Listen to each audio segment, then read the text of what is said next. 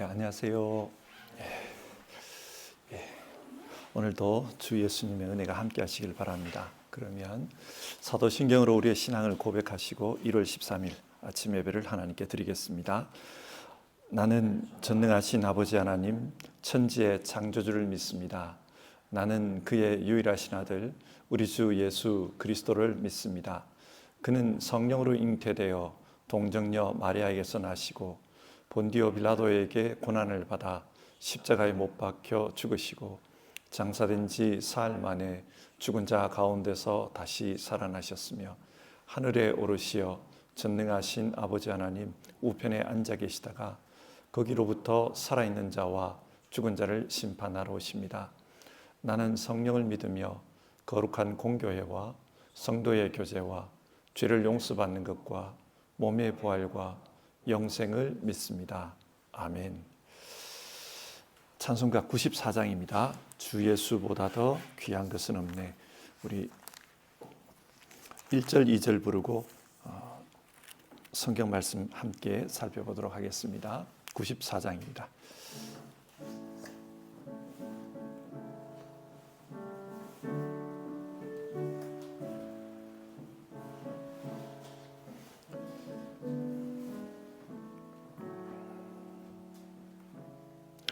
주 예수보다 더 귀한 것은 없네. 이 세상 부귀와 바꿀 수 없네. 영축은 내 대신 돌아가신 그 놀라운 사랑 잊지 못해. 세상 즐거움 다 버리고 세상 자랑 다 버렸네.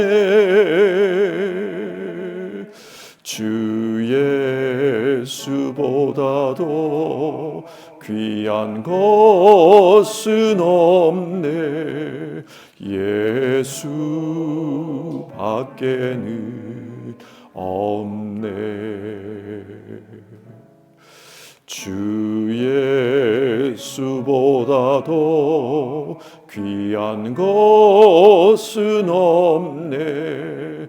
이 세상 명예와 바꿀 수 없네.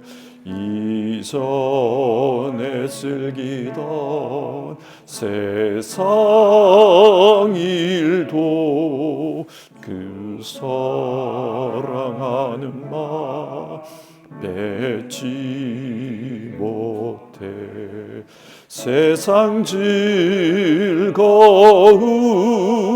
다 버리고 세상 자랑 다 버렸네.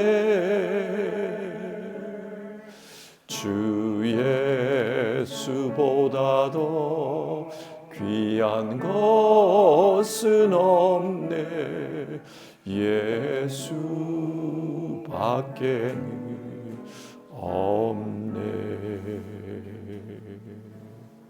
아멘. 오늘 읽으실 하나님 말씀은 누가복음 8장입니다. 누가복음 8장 22절부터 39절까지 말씀을 한 절씩 교독해서 읽겠습니다. 22절부터 39절까지입니다.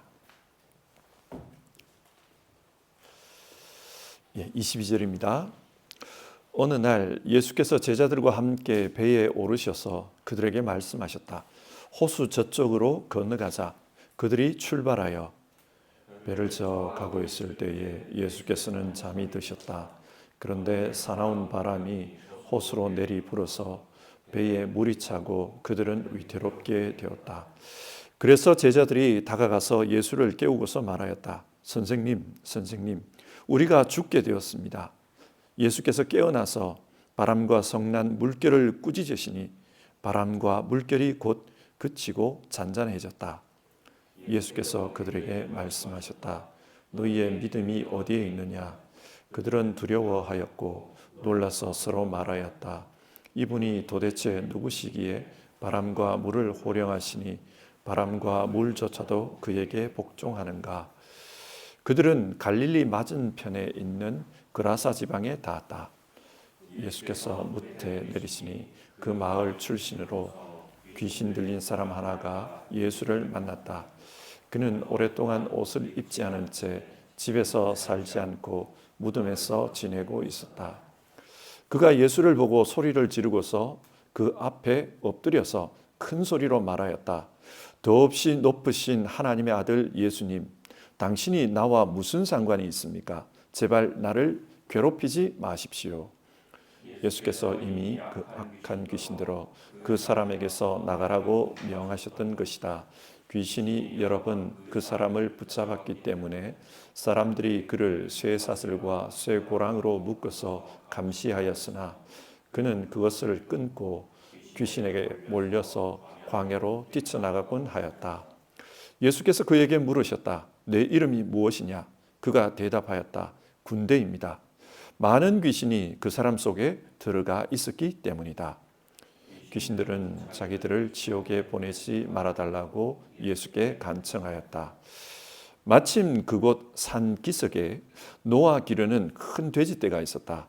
귀신들은 자기들을 그 돼지들 속으로 들어가게 허락해달라고 예수께 간청하였다. 예수께서 허락하시니 귀신들이 그 사람에게서 나와서 돼지들 속으로 들어갔다. 그래서 그 돼지떼는 비탈을 내리달아서 호수에 빠져서 죽었다. 돼지를 치던 사람들이 이 일을 보고 도망가서 읍내와 촌에 알렸다. 그래서 사람들이 일어난 그 일을 보러 나왔다. 그들은 예수께로 와서 귀신들이 나가버린 그 사람이 옷을 입고 제정신이 들어서 예수의 발 아래 앉아 있는 것을 보고 두려워하였다. 처음부터 지켜본 사람들이 귀신 들렸던 사람이 어떻게 해서 낫게 되었는가를 그들에게 알려주었다. 그러자 그라사 주위의 고을 주민들은 모두 예수께 자기들에게서 떠나달라고 간청하였다. 그들이 큰 두려움에 사로잡혔기 때문이다. 그래서 예수께서는 배에 올라 되돌아 가시는데 귀신이 나간 그 사람이 예수와 함께 있게 해달라고 예원하였으나 예수께서는 그를 돌려보내시며 이렇게 말씀하셨다. 내 집으로 돌아가서 하나님께서 내게 하신 일을 다 이야기하여라. 그 사람이 떠나가서 예수께서 자기에게 하신 일을 낱낱이 온 읍내에 알렸다. 아멘. 누가복음 8장 1절을 보면 8장이 이렇게 시작됩니다. 그 뒤에 예수께서 고을과 마을을 두루 다니시면서 하나님의 나라를 선포하며 그 기쁜 소식을 전하셨다. 예수님은 이 땅에서 하나님 나라를 전하는 일을 하셨습니다. 공생의 사역의 핵심 내용이 이 하나님 나라였습니다. 그래서 성경을 읽으면서 이런 질문을 하게 됩니다. 예수님이 전하신 그 하나님 나라는 어떤 것일까? 일반적으로 사람들은 하나님 나라를 생각할 때 나라라는 이 단어에 얽매이는 경향이 있습니다. 그래서 한국, 독일, 영국 이런 나라처럼 이 땅에 구체적인 어떤 나라가 세워지는 것을 생각합니다.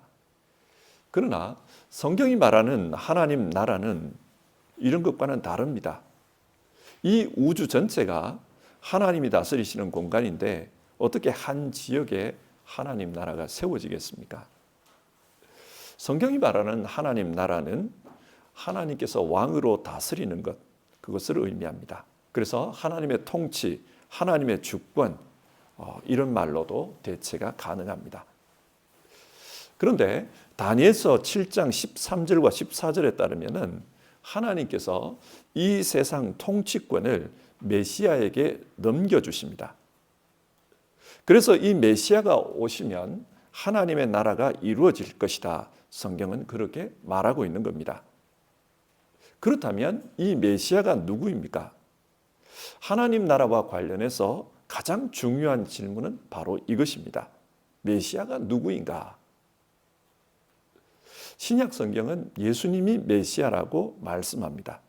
그리고 예수님을 메시아라고 말하는 근거를 우리에게 증언해 주고 있습니다. 오늘 본문도 그 근거를 제시하는 본문 중에 하나입니다. 따라서 우리는 이 성경을 읽으면서 예수님이 어떤 분인가 그것에 주목해야 합니다. 하루는 예수님께서 배를 타고 제자들과 함께 갈릴리 호수 저편으로 가셨습니다. 26절에 따르면 그 저편은 그라사인의 땅이었습니다. 그라사는 갈릴리 호수 동남쪽에 있는 큰 도시였습니다. 주전 4세기에 알렉산더 대왕이 아시아를 정복하면서 지금의 요르단 지역에 그리스인들을 위한 도시 10개를 건설했습니다. 그래서 그 지역을 10을 의미하는 데카 그리고 폴리스, 데카폴리라고 부릅니다. 이 10개의 도시 중에 하나가 그라사입니다. 그러니까 예수님은 지금 배를 타고 이방인들이 살고 있는 그런 지역으로 가신 것입니다. 그때 사나운 바람이 불었다고 합니다. 그래서 배가 위태롭게 되었습니다. 여기서 사나운 바람으로 번역된 이 말은 헬라어로 라일라프, 아네무라는 단어입니다. 이 단어를 직역하면 조금 이상한 의미예요. 라일라프, 폭풍이라는 뜻입니다. 아네무스, 바람이라는 뜻입니다. 그러니까 직역하면 바람의 폭풍 그런 뜻이에요. 뭔가 이게 동어 반복의 느낌이 듭니다. 왜 누가는 이런 이상한 표현을 사용하고 있을까 질문이 듭니다. 그 이유는 조금 이따 살펴보도록 합시다. 여하튼 이 바람 때문에 배에 물이 가득하게 되었고 배가 물에 빠질 지경이 되었습니다. 그런데 예수님은 주무시고 계셨다는 겁니다. 제자들은 아무리 힘써 싸워봐도 이 폭풍을 이길 수가 없었기 때문에 주님께 부르짖었습니다. 24절을 보면 선생님, 선생님, 우리가 죽게 되었습니다. 그러자 예수님이 일어나셔서 그 바람과 물결을 꾸짖었다고 합니다. 그리고 신기하게도 곧 잠잠해졌습니다. 이때 예수님께서 제자들에게 하신 질문이 너희의 믿음이 어디에 있느냐라는 것이었습니다. 성경이 이 사건을 통해 말하려는 것은 예수님은 폭풍조차도 다스리는 분이라는 겁니다. 자연 만물이 예수님께 순종합니다. 천지 만물이 예수님께 순종한다. 그러면 예수님은 어떤 분입니까? 구약 성경에서 천지 만물을 다스리는 분은 하나님입니다. 따라서 성경은 이 사건을 통해 예수님은 하나님께서 통치 권한을 이행하신, 넘겨주신 바로 그 메시아다. 그것을 말하고 있습니다. 우리가 이 당시에 살던 제자들이라고 한번 가정해 봅시다. 당시 유대인들은 감히 하나님의 거룩하신 이름을 인간이 불러서는 안 된다. 그래서 성경에 하나님의 이름 야훼라는 단어가 나오면 그 단어를 아도나이, 주님이라는 단어로 바꾸어서 읽었습니다. 하나님의 이름을 부르지 않았습니다. 그런 거룩하신 하나님이 감히 인간의 몸을 입고 우리 옆에 와 계신다. 상상이나 할 수 있었겠습니까? 우리라면 예수님을 보면서 이분이 메시아다. 하나님과 동일하신 분이다. 그런 생각을 할 수 있었겠습니까? 저는 쉽지 않았을 것 같아요. 그래서 성경은 예수님이 하시는 이 일을 통해서 예수님이 누구신지를 간접적으로 말하고 있는 겁니다. 예수님은 자연 만물을 다스리시는 그 메시아라는 겁니다. 이런 과정을 거쳐서 예수님은 그라사 지방에 도착했습니다. 그런데 거기에 가보니까 아주 심각한 일이 벌어지고 있었습니다. 그 심각한 일의 중심에는 귀신 들린 사람이 있었습니다. 여기서 귀신이라는 이 단어를 헬라어로 보면 복수형입니다. 그러니까 귀신이 들린 게 아니라 귀신들이 들려 있는 겁니다. 이 사람은 제정신이 아니었습니다. 오랜 시간 동안 옷을 입지 않고 지냈습니다. 집에도 살지 않았습니다. 무덤에서 살았습니다. 무덤은 시체가 뒹구는 곳이니까 율법에 따르면 굉장히 부정한 곳입니다. 이 사람은 귀신에 사로잡혀서 아주 부정한 삶을 살고 있는 그런 상태였습니다. 그런데 이 사람이 예수님이 누군지를 압니다. 28절을 보면 더없이 높으신 하나님의 아들 예수님, 당신이 나와 무슨 상관이 있습니까? 그렇게 말합니다. 이 사람은 이방에 살지만은 예수님이 누군지를 알았습니다. 지극히 높으신 하나님의 아들이라는 겁니다. 그래서 간청하기를 제발 나를 괴롭히지 마십시오. 그런 말을 합니다. 여기서 괴롭히지 말라 이 말이 무슨 뜻이냐? 요한계시록 20장에 따르면 마지막 때에 악한 영들이 무저갱으로 쫓겨가서 최후의 심판을 받게 된다는 말씀이 나옵니다. 이 귀신은 지금 예수님을 보고 아직까지 마지막은 아니지 않습니까? 그러니까 제발 나를 그렇게 괴롭히지는 마십시오. 그렇게 말하는 것입니다. 예수님께서 그 사람에게서 나오라 그런 명령을 했습니다. 성경은 이 귀신이 얼마나 대단한 위력을 가지고 있었는지를 말하고 있습니다. 쇠사슬과 쇠고랑으로도 통제할 수 없었다. 손과 발을 이 쇠사슬로 묶어놨는데 그것으로도 통제가 안 됐다는 겁니다. 괴력을 가지고 있습니다. 이 귀신은 자신의 이름을 군대라고 말합니다. 여기서 군대는 레기온, 로마 군단을 가리키는 용어입니다. 로마 군단은 6천 명의 군인들이 모여서 하나의 군단을 이룹니다. 그러니까 그만큼 많은 귀신이 이 사람에게 들어갔다는 겁니다. 그런데 여기서 흥미로운 것은 1세기 당시에 이 데카폴리 지역에 진짜로 로마 군단이 머물고 있었습니다. 프레텐시스라는 로마 제10군단이 이곳을 주둔하면서 그 중동 지역을 관리하고 있었습니다. 그리고 그 10군단의 그 휘장이 야생 돼지였어요. 그 야생 돼지가 그려져 있는 휘장이 이 10군단을 상징합니다. 그러니까 여기에 나오는 이 귀신은 나는 여기에 머물고 있는 로마의 10군단처럼 강하다. 그런 말을 하고 있는 겁니다. 그러면서 나는 하나가 아니라 나는 군대다. 그렇게 이야기합니다. 그런데 그런 귀신이 예수님 앞에서 힘을 못 써요. 그래서 31절을 보면 자기들을 지옥에 보내지 말라고 간청합니다. 대신에 그 군단의 문양인 돼지떼에게로 들어갈 수 있게 해달라고 부탁을 합니다. 마침 그 지역 산기슭에 돼지를 방목하고 있었다는 겁니다. 예수님께서 그 사람에게서 나와서 돼지에게 들어가는 걸 허락하자 이 귀신은 돼지떼에게로 들어갔고 그 돼지떼들이 비탈길을 내리달려 호수에 빠져 죽었다는 이야기가 나옵니다. 마가복음을 보면은 이때 죽은 돼지 숫자가 약 2,000마리 정도였다고 합니다. 악한 영들은 이렇게 생물을 파멸로 모는 그런 일을 합니다. 자, 여러분, 성경이 지금 이 이야기를 통해 무엇을 말하고 있는 겁니까? 예수님이 어떤 분인지를 말하고 있습니다. 예수님은 하나님과 동일하신 하나님의 아들이시다. 그 하나님의 아들 앞에서는 군대 귀신도 힘을 못 쓴다. 그걸 말합니다. 자, 그러면 이렇게 귀신 들렸던 사람은 그 다음에 어떻게 됐습니까? 35절을 보면 치유함을 받고 멀쩡하게 되었습니다. 그리고 예수님 앞에 앉아 있었다. 이 말이 의미하는 것은 예수님의 사람이 되었다는 뜻입니다.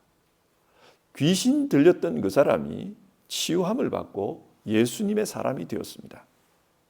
이 장면을 본 다른 사람들은 어떤 반응을 보였는가? 37절을 보면 두려워하면서 떠나달라고 부탁합니다. 자기 지역을 두려움에 떨게 했던 귀신 들린 사람이 치유함을 받았다면 마땅히 기뻐해야 합니다. 그런데 이들은 두려워하고 있습니다. 왜 두려워하고 떠나라고 합니까? 이들은 잡신을 섬기고 있었던 겁니다. 그래서 자신들에게서 떠나간 그 귀신, 그걸 보면서 두려워하는 거예요. 무당들이 귀신이 떠나면 두려워하는 것처럼 그런 겁니다. 그리고 그 귀신을 떠나게 한 이분은 도대체 누구냐? 두렵다는 거예요. 그래서 떠나라고 합니다. 예수님은 이들의 요청을 듣고 말없이 떠나십니다. 믿음이라는 게 이렇습니다. 믿음은 강제적으로 어떻게 할 수 있는 게 아닙니다. 사람들은 그런 말들을 합니다.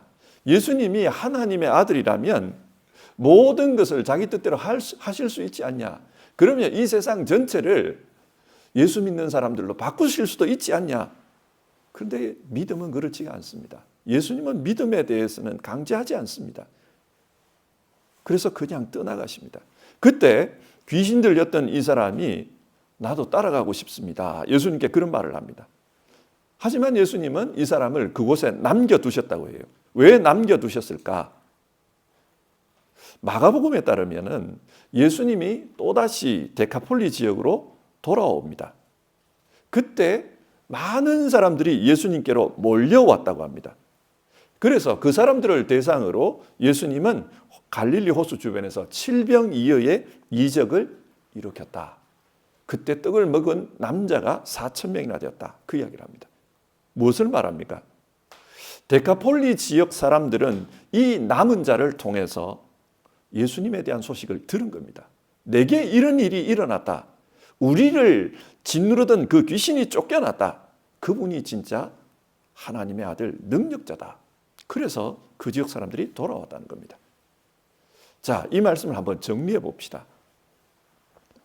오늘 본문은 두 가지의 이적을 통해서 예수님이 어떤 분인지를 말씀하고 있습니다. 예수님이 어떤 분입니까? 풍랑조차도 순종하는 하나님의 아들 메시아라는 겁니다. 강력한 귀신들도 쫓겨가는 능력의 주님, 하나님의 아들입니다. 앞에서 하나님 나라가 무엇이라고 했습니까? 하나님의 통치, 하나님의 주권이라고 했습니다. 따라서 이 사건을 통해 보건대 예수님이 바로 그 메시아라는 겁니다. 그리고 이 예수님 안에 하나님 나라가 있습니다. 그러면 누가는 이 사건을 통해서 직접적으로 사람들에게 무엇을 권면하려는 것입니까? 누가는 바울과 함께 동행했던 이방인 선교사였습니다. 오늘 본문에서 제자들이 배를 타고 이방 땅으로 가는 것은 훗날 이방 선교를 떠났던 그 장면과 오버랩이 됩니다. 그리고 이방 선교를 하면서 풍랑을 만났습니다.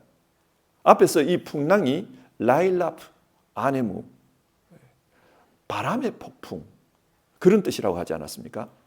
왜 이런 동어 반복의 표현을 썼는가? 라일라프라는 그 폭풍이라는 단어로는 이 상황을 설명할 수 없기 때문입니다. 여기서 바람으로 번역된 이 단어 아네모스에 좀 주목해 볼 필요가 있습니다. 이 아네모스는 바람이라는 뜻 외에도 시대 풍조, 사조 그런 뜻이 있습니다. 그러니까 누가는 지금 라일라프 아네무 이 단어를 통해서 그 시대 풍조의 폭풍이 부르치고 있었다. 우리 시대의 사조의 폭풍이 부르치고 있었다. 그걸 말하는 겁니다. 누가가 선교할 당시에 로마 시대의 풍조를 만난 겁니다. 로마의 풍조가 뭐였습니까? 로마를 휩쓸고 있는 바람이 있었는데 그것은 바로 황제 숭배였습니다. 황제가 신이다. 로마 황제가 신이다. 이게 그 당시 몰아치던 사조였습니다. 이 시대 풍조에 의해서 제자들이 타고 있던 그 배, 교회는 흔들렸습니다. 황제의 숭배 사상에 의해서 박해를 당하고 씹어 삼켜질 위기에 처했습니다. 그때 제자들은 마치 예수님이 주무시는 것처럼 느껴졌다는 겁니다. 박해 상황에서 아무리 주를 부르짖어도 주님은 없는 것처럼 느껴졌습니다. 어떤 도움도 주시지 않았습니다. 지금 본문은 이것과 오버랩이 됩니다. 이 누가복음을 받아서 읽는 사람이 누굽니까? 1장에 따르면 이방인 데오빌로입니다. 데오빌로, 테오스, 필로스, 하나님, 사랑, 하나님을 사랑하는 자라는 이름을 가진 이 사람입니다. 이방인이에요. 이 테오빌로도 잘 알았을 겁니다. 이런 로마 사회에서 예수님을 믿는다는 것이 얼마나 위험한 일이라는 것을 이 데오빌로도 잘 압니다. 그렇기 때문에 자칫하면 박해받을 수 있고 자신의 지위와 모든 것을 잃을 수 있다는 걸 압니다. 믿음을 버릴 수 있는 상황이라는 거죠. 그래서 지금 누가는 이것을 전하는 겁니다. 이 상황 속에서도 믿음을 지키십시오. 예수님께 부르짖던 그 제자들에게 예수님이 하신 말씀, 너희 믿음이 어디 있느냐? 이것은 테오필로스를 향한 말씀이기도 합니다. 이런 상황에서도 믿음을 지키십시오. 예수님이 진짜 하나님 나라의 통치자입니다. 그분이 세상의 통치자입니다. 그것을 믿으십시오. 그래서 지금 이런 어려움 앞에서, 시대 사조 앞에서 어떻게 하라는 겁니까? 제자들처럼 부르짖으라는 겁니다. 기도하라는 겁니다. 그러면 시간이 지난 후 주님께서 잠잠케 해주실 것이다. 그 시대 사조가 물러갈 것이다. 그 메시지를 전하고 있는 겁니다. 그리고 주님을 의지하면서 부르짖으면 돼지 깃발이 달려있는 그 로마도 쫓겨갈 것이라는 사실입니다. 그 로마의 군사력이 크고 힘이 있어서 믿음으로 사는 사람들이 위력을 떨칠 수 없는 상황이지만, 그러나 주님께 부르짖으면 그 로마도 물러갈 것이라는 사실입니다. 역사적으로 어떻습니까? 누가가 이 복음서를 기록할 당시 로마는 승승장구했습니다. 기독교는 힘없이 무너지는 것 같았습니다. 그러나 훗날 시간이 흐른 후 부르짖는 그 그리스도인들에 의해 이 로마는 복음화되었습니다. 로마가 무너진 겁니다. 이것이 오늘 우리에게 주는 교훈이 무엇입니까? 우리 역시 신앙하면서 어려움을 만날 때가 있습니다. 그 어려움을 만났을 때 주님께서 다스리신다. 이걸 믿고 기도하라는 겁니다.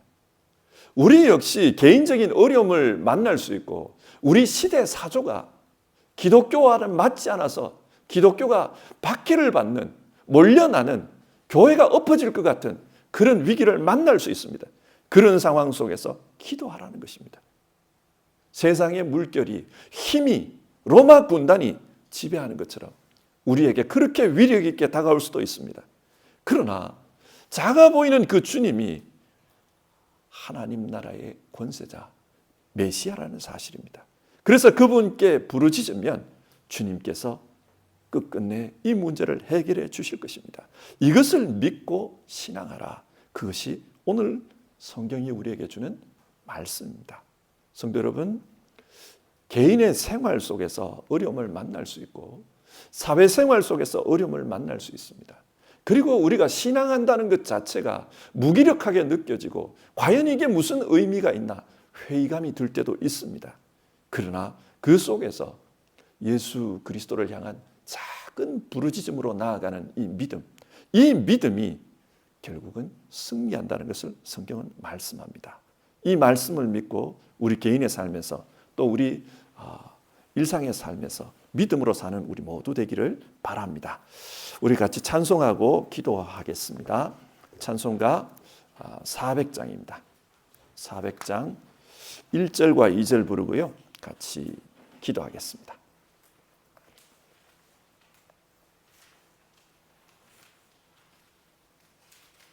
(400장) 1절과 2절입니다.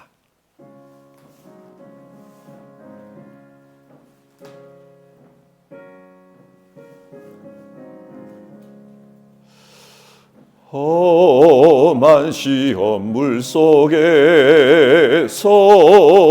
나를 건져주시고 노한 풍랑 지나도록 나를 숨겨주소서. 주여 나를 돌보시사 고이 품어주시고 험한 풍파 지나도록 나를 숨겨주소서. 권세 능력 무한하사 모든 시험 이기고 풍랑까지 다스리는 주님 앞에 비오니 주여 나를 돌보시사 고이 품어주시고 험한 풍파 지나도록 나를 숨겨주소서. 아멘. 우리 같이 기도하겠습니다. 먼저 여러분 개인의 삶 그리고 여러분의 가정의 문제를 생각하면서 하나님 앞에 기도하는 시간을 가지겠습니다. 개인의 삶에서의 풍랑이 있고 또 가정에서 내 힘으로 어떻게 할 수 없는 그런 문제가 있다면 우리가 할 수 있는 것은 별로 없습니다. 부르짖는 것 외에는 다른 길이 별로 없습니다. 그래서 오늘 성경 말씀 따라서 우리가 같이 부르짖었으면 좋겠습니다. 주님, 내 삶에 그리고 내 가정에 이런 시대의 풍조가 불어닥쳐서 참으로 힘듭니다. 주님, 해결해 주시옵소서. 건져 주시옵소서.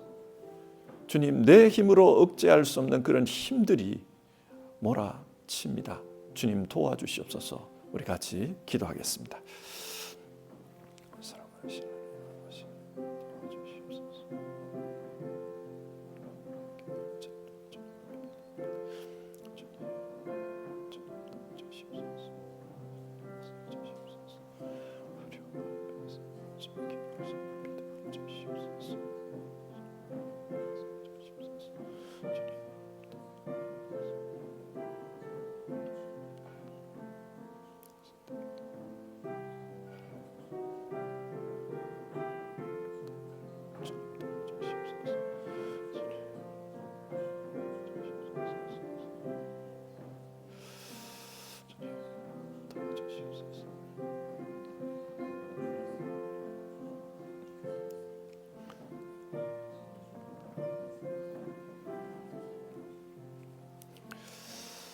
계속해서 기도하겠습니다.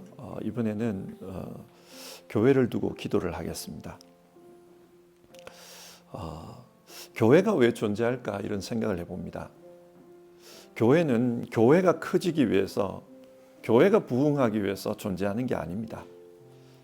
교회는 교회의 성도님들이 믿음으로 잘 살 수 있도록 하기 위해서 존재한다고 저는 생각합니다. 모든 성도님들이 믿음 안에서 잘 살고 정말 하나님의 통치 가운데 살면 그게 정말 좋은 교회고 그게 정말 교회가 할 역할을 다 한 거라고 생각합니다. 그래서 모든 성도님들이 믿음 안에서 살기 위해서는 말씀 생활과 기도 생활이 중요합니다. 오늘 이 누가복음 8장은 하나님 나라에 대해서 말하는데 앞부분에서는 씨 뿌리는 비유 이야기가 나옵니다. 하나님 나라는 그 말씀의 씨앗이 뿌려져 열매 맺는 거라는 겁니다. 그리고 뒷부분에서는 기도에 대한 이야기가 나옵니다. 부르짖으면서 그 폭풍을 물리치는 것, 주님의 역사를 경험하는 것. 그러니까 하나님 나라는 말씀과 기도에 의해서 하나님의 역사를 우리 가운데 경험하는 겁니다. 우리 교회가 말씀과 기도에 열심히 있는 교회가 되었으면 좋겠습니다. 편안한 삶보다는 정말로 말씀과 기도에 열심을 내는 좀 불편한 삶을 사는 그런 우리 성도님들 되었으면 좋겠습니다. 그래서 같이 기도하기를 바라는 것은 하나님, 우리 안에 믿음의 역사가 있게 하옵소서. 말씀에 대한 열심과 기도의 열심이 있게 하여 주시옵소서. 그래서 우리 성도님들이 정말 믿음으로 잘 살아내는 그런 일들이 이루어지게 하여 주시옵소서. 우리 그런 기도로 교회를 위해서 같이 기도하겠습니다. 사랑하신 주님,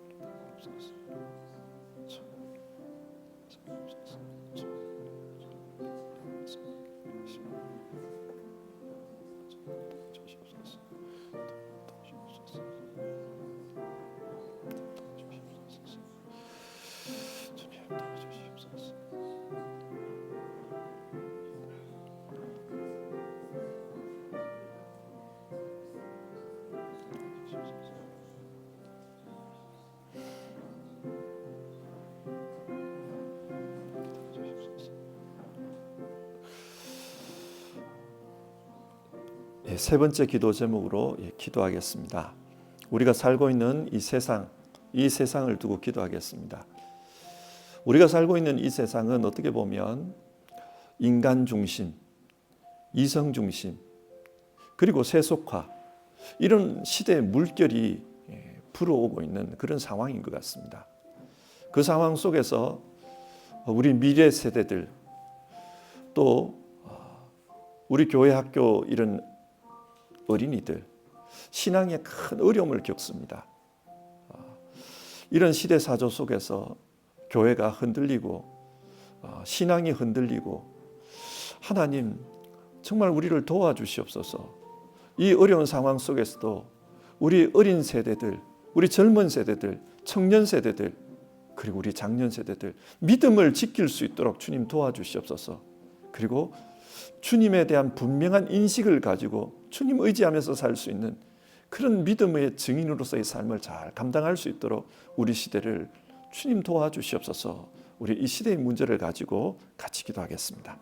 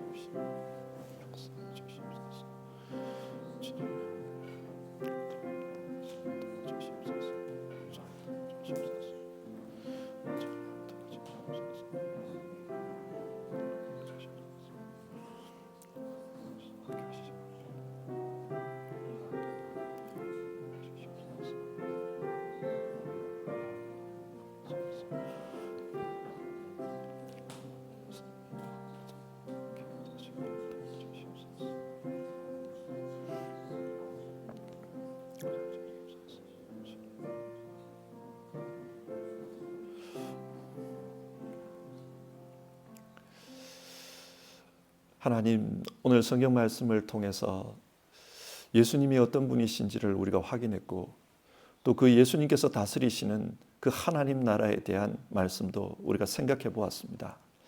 하나님, 우리 개인의 삶 속에 하나님의 통치가 이루어지기를 바랍니다. 그러기 위해서는 예수님께서 우리 개인의 삶 속에 주님으로 임재하셔서 다스리시는 그런 역사가 일어나야 합니다. 우리 안에 있는 어려움이라는 이 시대사죠. 우리 안에 있는 의심이라는 그 시대사죠. 여러 가지 문제 속에서 주님 앞에 부르짖을 수 있는 믿음을 우리에게 허락해 주시옵소서.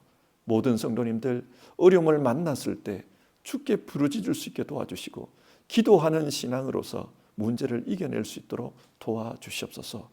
하나님, 우리 시대의 교회를 위해서도 기도합니다. 교회가 많이 어렵게 된 상황입니다. 특별히 우리가 살고 있는 이 유럽은 점점 교회가 힘들어지고 있는 그런 상황입니다. 주님, 이 상황 속에서 믿는 자들이 믿는 자로서의 역할을 잘 감당하도록 도와주시옵소서. 말씀과 기도의 열정을 가지고 그래도 주님을 믿는 그 믿음으로 우리 시대를 이겨낼 수 있게 도와주시고 주여 증인으로서의 삶을 잘 감당하도록 도와주시옵소서. 하나님, 교회 안에 있는 또 우리 시대의 미래 세대들 또 젊은 청년들을 위해서 기도합니다. 세상의 사조가 하나님을 믿는데 여러 가지 어려움을 가져다 주는 게 사실입니다. 그러는 가운데 젊은 세대들이 미래 세대들이 하나님 믿음을 떠나는 일들도 지금까지는 많이 봐왔습니다. 주여 이 상황 속에서 이겨낼 수 있도록 도와주시옵소서. 주여 우리에게 기도할 수 있는 믿음과 그리고 주님 말씀 의지하는 그 단순한 믿음이 우리 미래 세대들에게 전해질 수 있도록 도와주시옵소서. 주님, 오늘은 토요일이고 내일 또 주의 날입니다. 모든 우리 교회 학교 부서들이 예배를 드릴 터인데 그 예배 속에 하나님의 역사가 있게 하시고 믿음의 역사가 임하게 하여 주시옵소서. 오늘 하루를 주님께 의탁드리며 기도하는 모든 성도님들의 삶 속에 주여 말씀과 기도의 역사가 있기를 간청드립니다. 귀하신 예수님의 이름으로 기도드립니다. 아멘. 주기도문 하겠습니다. 하늘에 계신 우리 아버지, 아버지의 이름을 거룩하게 하시며 아버지의 나라가 오게 하시며 아버지의 뜻이 하늘에서와 같이 땅에서도 이루어지게 하소서. 오늘 우리에게 일용할 양식을 주시고 우리가 우리에게 잘못한 사람을 용서하여 준 것 같이 우리 죄를 용서하여 주시고 우리를 시험에 빠지지 않게 하시고 악에서 구하소서. 나라와 권능과 영광이 영원히 아버지의 것입니다. 아멘.